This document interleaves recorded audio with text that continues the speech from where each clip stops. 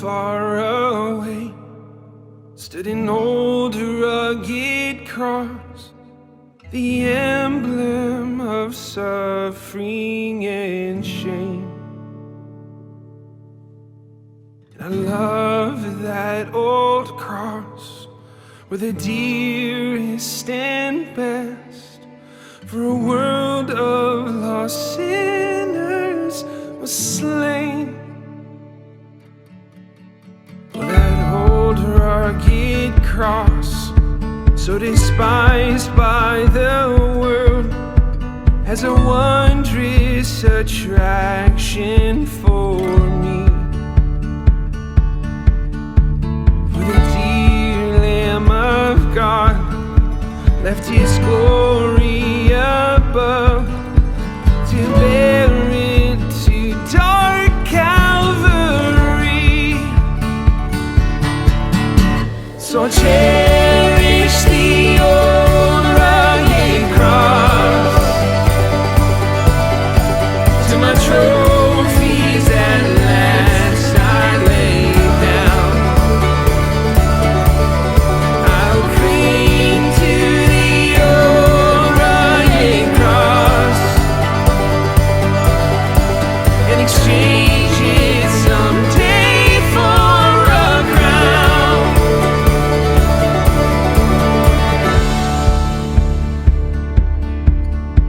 To the old rugged cross I will ever be true, its shame and reproach gladly bear.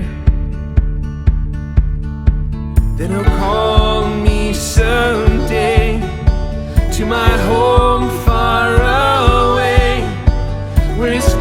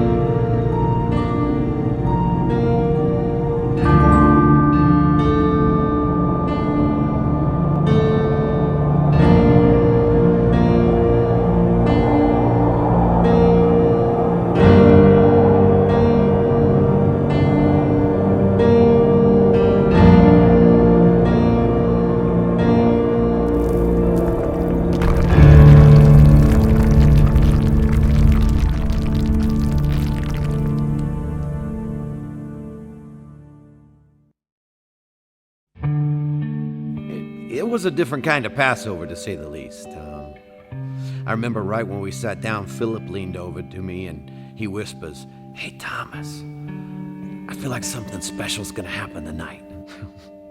I looked at him. I said, "I doubt it." I was wrong. Jesus got up from the table. He walked over and grabbed a basin of water and a towel. And I remember at the time thinking to myself, what's Jesus doing with the foot water? I doubt he's going to wash somebody's feet. I was wrong. He knelt down and began to wash Bartholomew's feet. Bart just sat there. He didn't say anything. He didn't move. None of us did. Jesus finished and went on to James and Andrew and the rest of us. I remember at the time thinking, this is so strange, yet wonderful. And then I thought, I doubt anybody's going to say anything right now. I was wrong. You know who broke the silence? Peter. No way you're going to wash our feet. I mean, that's what I told him. He could wash other people's feet, but he wasn't going to wash mine. I looked at him and I said, Jesus, you're not going to wash our feet. I mean, you're the king. And he looked at me and he said, well, then you can have nothing to do with me. And I'm like, ouch. Okay, wash my feet, wash my hands, wash my whole body if you have to. He looked at me and said, no, your feet will be fine, Peter. In the midst of him washing our feet, he teaches us servanthood. Then Jesus took some bread and some wine. He blessed it and he served it to us. He said it was a new covenant with his blood. And he said, tonight, all of you will lose faith in me. I remember thinking right then, lose faith in you? Never. But I didn't say anything. I just sat there. I couldn't just sit there. I had to say something, so I looked at him and I said, Jesus, I love you. You can count on me. Everybody else may fall away, but I will not. You can count on me. He looked at me and he smiled and he said, Peter, you'll deny me 3 times for tomorrow morning. Ouch. The next thing I knew, we were wrapping things up and we were headed to the garden to pray. Once we got to the garden, it just got crazy. Jesus asked Peter, James, and myself to go further in the garden with him and pray, and we did. We tried. We kept falling asleep. Jesus kept waking us up. I remember one time he said, the spirit is willing, but the flesh is weak. That's true. It's all a blur. And I think this whole mess got started because of Judas. Did he really think what he was doing was right? There he is. He's the one you want, the one praying by himself. Now the others, they will come up and try to create some scene. But the one that I kiss on the cheek, that's the one you want. Now 30 pieces of silver, right? That's what we agreed upon? 30 pieces. Forget about the rest. The one that I kiss on the cheek, that's the one you want. A kiss? Judas betrays Jesus with the kiss of a friend? And then it got crazy. Peter grabs a sword and he cuts off this guy's ear. And Jesus just reached down and picked it up and put it right back on the guy's head, as if nothing had happened. And then they took him. I'd love to tell you that we fought for him, but we didn't. Everyone ran. I ran.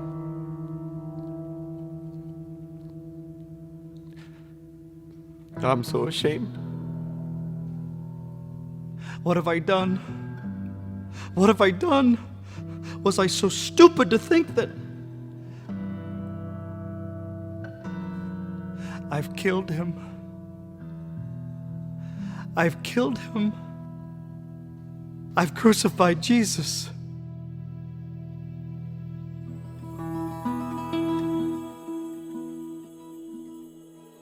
I crucified Jesus. It's what the crowd wanted, and that's what they got.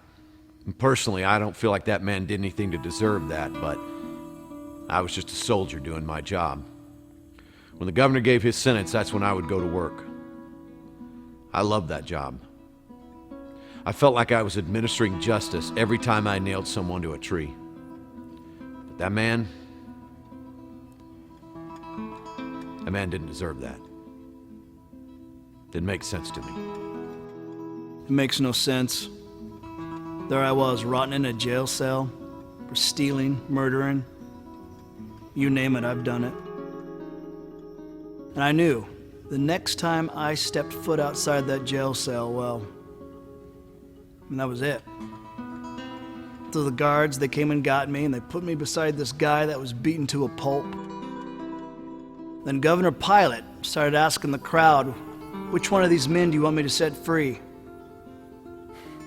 I mean, it was obvious. I mean, the crowd, they're going to say, let Jesus go. And then I was going to tell them where they could go. And then the crowd, they started chanting Barabbas. I mean, they were saying my name. They were saying my name over and over and over again. The guards, they threw me to the crowd, and they took Jesus to Golgotha. I mean, one minute I am a man marked for death, and then the next I'm free. It made no sense. So I followed him all the way to Golgotha. I was stationed at Golgotha that day. We just raised the second criminal when they brought him to me. I'll never forget the way he looked. He'd been beaten, spit on, whipped.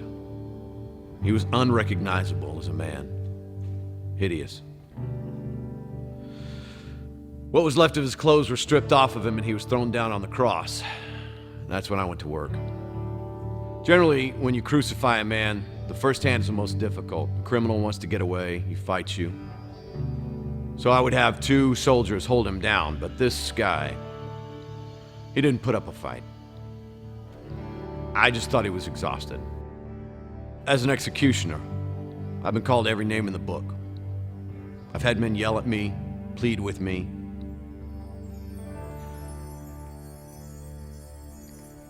But I wasn't prepared for that.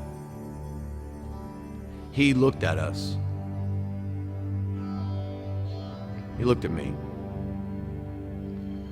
And he said, "Father, forgive them. They don't know what they're doing." He forgave me. Forgive them. He said, forgive them. Who is he? Forgive. It should have been me up there. I was the one that was supposed to be hanging on that cross. He took my place. Then I looked up, and I remember he took a deep, agonizing breath, and he said, "It is finished." And then he died. Surely, this man was the Son of God.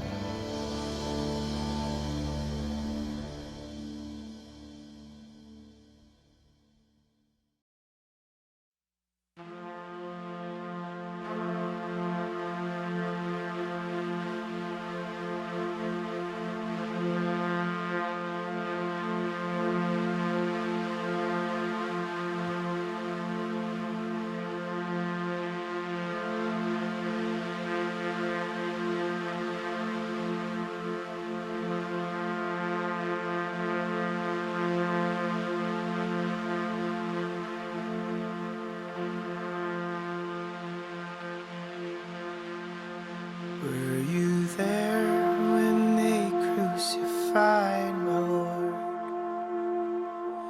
Were you there when they crucified my Lord?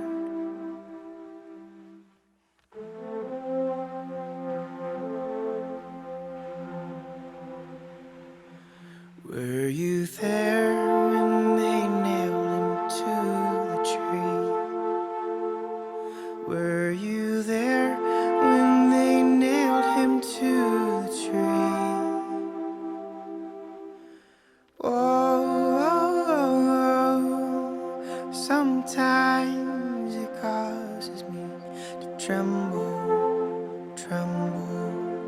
tremble.